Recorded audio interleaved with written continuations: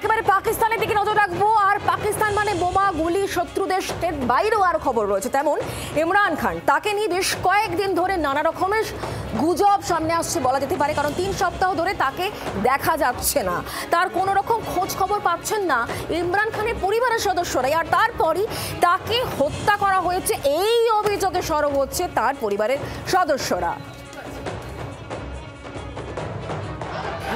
তাহলে কি জেলে খুন ইমরান খান, উঠছে প্রশ্ন।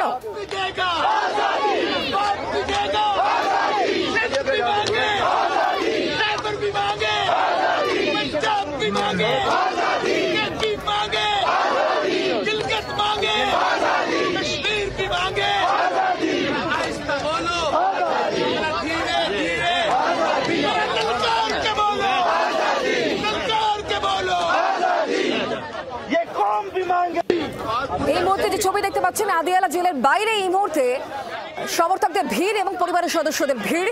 তারা স্লোগানিং দিচ্ছেন। জেলের বাইরে পিটিআই সমর্থকেরা তীব্র বিক্ষোভে ফেটে পড়েছেন, কারণ তাকে খুন করা হয়েছে এমনই অভিযোগ তারা তুলছেন। কেন এই অভিযোগ, কি ঠিক হয়েছে, কোথায় এত গুজব, এই সবটা নিয়ে আমরা বোঝার চেষ্টা করব, জানার চেষ্টা করব। নিউজ রুম থেকে সৈকত এই মুহূর্তে আমাদের সঙ্গে রয়েছেন। প্রতিনিধি সৈকত, কি ঠিক হয়েছে, মানে কি বলা হচ্ছে পাকিস্তানের তরফ থেকে? কিছু কি এই বিষয়ে অথেন্টিক কোনো খবর রয়েছে? দেখো, 2023 সালে ইমরান খান গিয়েছিলেন, তার বিরুদ্ধে রাষ্ট্রদ্রোহিতার অভিযোগ, তার বিরুদ্ধে দুর্নীতির অভিযোগ, তার স্ত্রীর বিরুদ্ধে অভিযোগ ছিল। তিনি 2023 সালে তিনি যখন জামিনের জন্য যান, তাকে গ্রেফতার করা হয়। তারপর থেকে বহুবার এমন অভিযোগ করা হয়েছে তার পরিবারের তরফ থেকে যে ইমরান খানকে জেলের ভেতরে শারীরিক মানসিক অত্যাচার করা হচ্ছে। এমনকি এই অভিযোগও তোলা হয়েছিল যে ইমরান খানকে নাকি শ্লীলতাহানির শিকার হয়েছেন ইমরান খান। এই অভিযোগও উঠেছিল আজ থেকে 6 মাস আগে। আর এবার যে অভিযোগটি সামনে আসছে, সেই অভিযোগটি আসছে কি কারণে?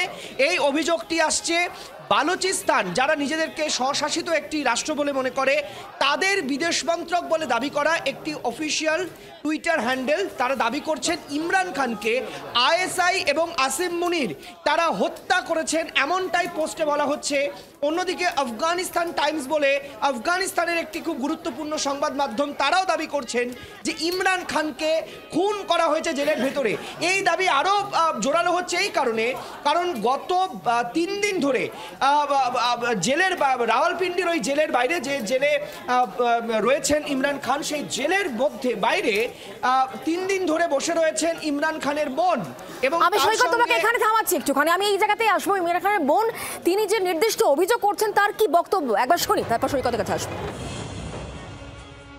ये हम आपके सामने ये एक कारकुन पीटीआई के खड़े हैं जिनकी एक टांग कट गई थी, तो ये देखें कि ये भी इन्हीं का शिकार है। और ये कहते हैं मैं फिर भी आऊंगा, मैं एक टांग पे भी आऊंगा। तो ऐसे इमरान खान के पास ये लोग हैं। आपने बाकी जमातों में देखा होगा, कोई ऐसा ना जज्बा है ना ऐसी चीज है। वो बिरयानी खाते हैं और चले जाते हैं, पैसे लेते हैं और चले जाते हैं। कभी नहीं हुआ कि वो लोग किसी वजह से किसी लीडर के लिए आए। वो लोग भर के लाते हैं, उनको खाने खिलाते हैं, और उनको ये भी अगर कभी आप उनका इंटरव्यू करें, उनको पता ही नहीं होता भाई क्यों है।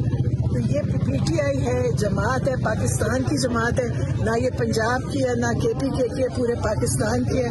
और इमरान खान पूरे पाकिस्तान के लिए खड़े हैं, और पूरा पाकिस्तान के बाद इमरान खान के साथ खड़े हैं।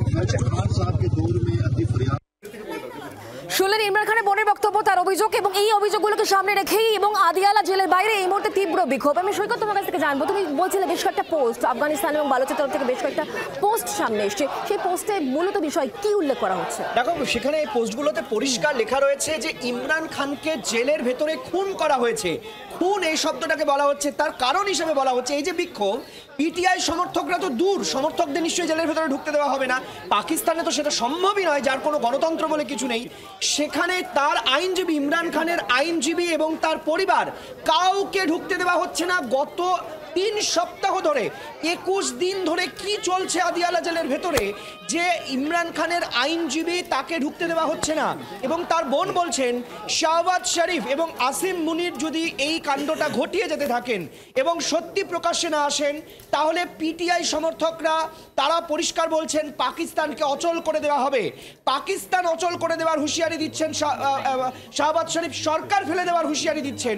তুমি জানো শুক্লা, যে পাকিস্তানের সরকার বলে কিছু কিছু নেই। যে সরকার রাতের অন্ধকারে একটি প্রধানমন্ত্রীকে তার পদ থেকে সরিয়ে ক্ষমতা দখল করে, বারবার সেনা অভ্যুত্থান হয়, সেই দেশে এই ঘটনা অবাঞ্ছিত কিছু নয়। সৈকত, ধন্যবাদ আমাদের সঙ্গে সরাসরি থাকার জন্য। খবরের দিকে আমাদের অবশ্যই পরবর্তী সময় নজর। বাংলার আওয়াজ, বাঙালির আবেগ, জি 24 ঘন্টা।